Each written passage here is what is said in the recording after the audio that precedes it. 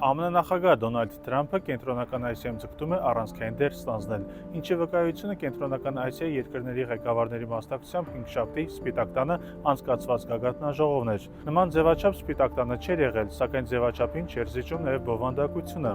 Ամերիկյան կողմը հասանելիություն է ստանում Կենտրոնական Ասիայի հանքանյութերին և հազվագյուտ մետաղներին։ Ղազախստանն ու Ուզբեկստանը արդյունահանում են աշխարհի ուրանի մոտ կեսը։ Ուզբեկստանը առաջիկա 10 տարում 100 միլիարդ է ներդնելու ամերիկյան տնտեսության մեջ։ Կենտրոնական Ասիայի հիմնական շահն էլ ամերիկյան տեխնոլոգիաներն են, ֆինանսական հոսքերը, էներգետիկ և տրանսպորտային ոլորտներ։ Դրանք ավելի են մեծացնում նաև Հարավային Կովկասի ռազմավարական նշանակությունը։